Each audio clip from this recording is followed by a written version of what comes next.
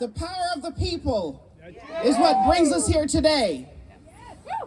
The idea, the notion that since folks across the state of Maryland, CASA and other organizations started working on getting rid of 2287G in 2014, and all of that time later, we're finally getting closer to the finish line. But I would say this to our legislators: you ain't seen nothing yet when it comes to the power of the people in making sure that ICE is diminished, melted, kicked out of our state and our communities, because people are not safe.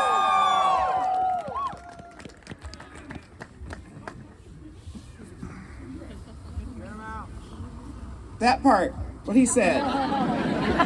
This is what community and courage looks like. People from all parts of Maryland, from Western Maryland, from the Eastern Shore, from Southern Maryland. Anybody from Baltimore County? It's fantastic to see you all here, mostly because you all have been here with us, with the ACLU, with CASA, with partners across the state, in your own communities, with Indivisible, throughout this current administration, and even before. We know that we must remain focused, we must remain determined to make a difference, to protect people's lives.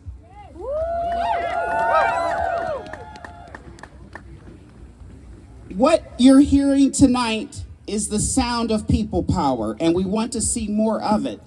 We want to have more accountability of our elected officials, our state elected officials. Let no one forget that Maryland was almost a Confederate state, and Maryland is still in the United States.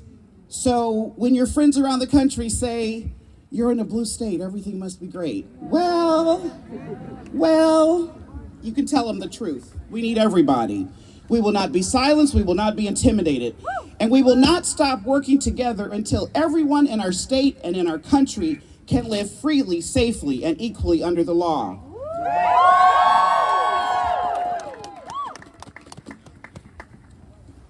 In addition to focusing on 287G this session, the ACLU is very much focused on passing the Community Trust Act to make sure that our communities are safe. And again, as Erica said, we keep us safe.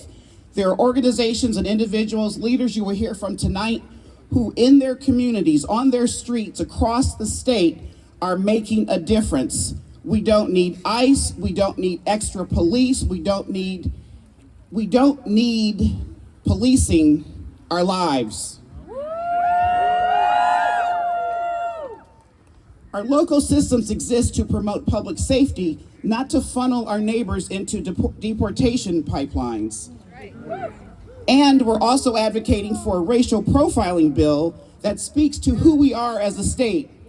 Maryland can lead by setting clear standards that protect people from being targeted because of race, complexion, ethnicity, nationality, or religion. We can make sure that everyone operating under Maryland law honors the constitutional protections. People have heard a lot about the Constitution in these last 3,000 and whatever days it's been since January 20th, 25, haven't they?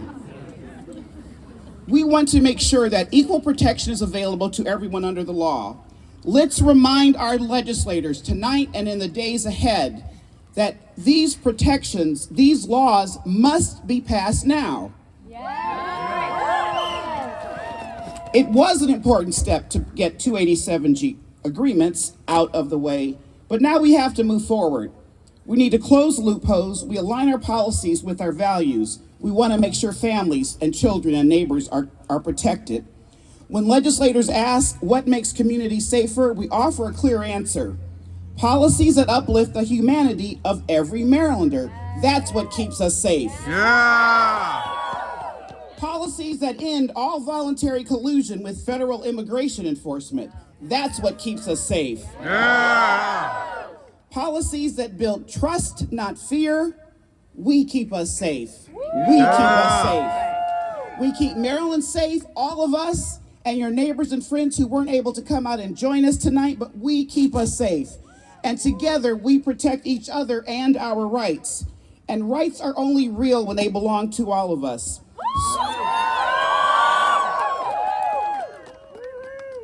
So today, this evening, please remember, this is what democracy looks like. You are what democracy looks like. Thank you.